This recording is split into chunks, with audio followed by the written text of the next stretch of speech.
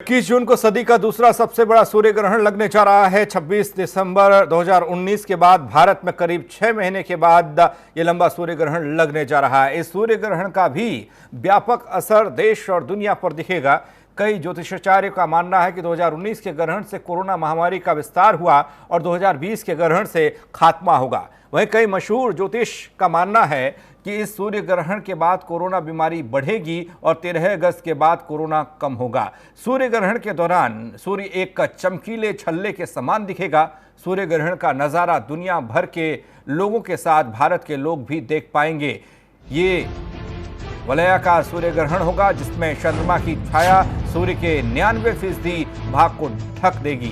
वैज्ञानिक दृष्टि से सूर्य ग्रहण एक खगोलीय घटना है जिसमें पृथ्वी और सूर्य के बीच में चंद्रमा आ जाता है। ऐसे सूर्य की अधिकांश या पूर्ण रोशनी धरती पर नहीं आ पाती। इसी घटना को सूर्य ग्रहण कहते हैं। 21 जून के बाद कोरोना काल में सूर्य ग्रहण, 13 अगस्त के बाद कोरोना का कम होगा साया।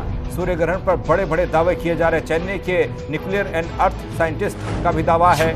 सूर्य ग्रहण पर बड़े दावे हम आपको दिखा रहे हैं। सूर्य ग्रहण के दिन खत्म हो जाएगा कोरोना, एक दावा ये भी है।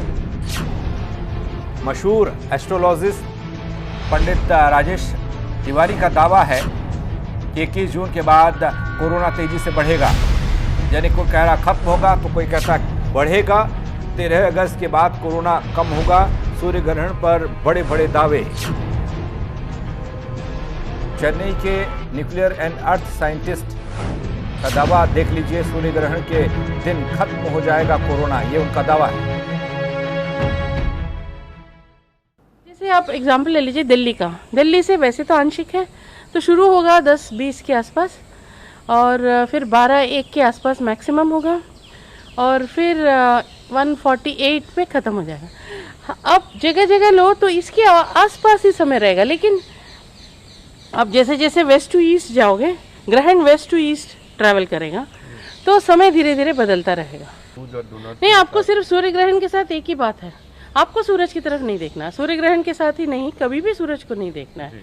वहाँ हानि है, डेफिनेट फिजिकल हानि है, आपकी आंख जा सकती है, लेकिन इसके अलावा और कोई नहीं। ये नहीं कि आप खाना नहीं खा सकते या आप बाहर नहीं जा सकते या कुछ नहीं कर सकते या कुछ किसी टाइम से कुछ या नहाना जरूरी है, ऐसा कुछ भी नहीं।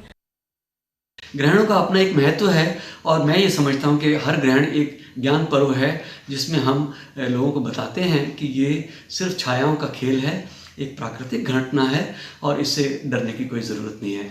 ना किसी गर्भवती स्त्री के गर्भ को ग्रहण से नुकसान पहुंच सकता है और ना ही आपका रखा हुआ खाना खराब हो सकता है। और एक सवाल सर कोरोना को लेकर भी था कि बहुत सारी ऐसी रिपोर्ट्स आ रही हैं जिसमें कहा जा रहा है कि इस ग्रहण के बाद कोरोना वायरस का प्रकोप जो है वो ख़त्म हो जाएगा। उसको आप किस तरह से देखते हैं? देखिए, जो ज़मीनी वायरस कोरोना है और सूर्य ग्रहण है, इनका आपस में कोई भी संबंध नहीं है, कोई तालमेल नहीं बैठता है।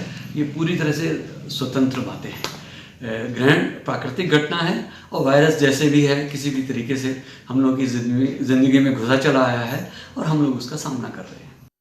जब राहु जो है सूर्य को ग्रसित करता है तो उससे जो है विषाणु निकलते हैं जो प्रदूषित करते हैं समाज को। इसलिए किसी चीज़ को प्रदूषित न करने पावे, इसके लिए जो है शास्त्रीय विधान है कि उसके 12 घंटा पूर्व जो है सूतक काल लगता है और उस सूतक काल में मंदिर के कपाट बंद कर दिए जाते हैं। मूर्ति स्पर्श का जो है मूर्ति स्पर्श बंद कर देना चाहिए और भोजन इत्यादि निषिद्ध कर देना चाहिए।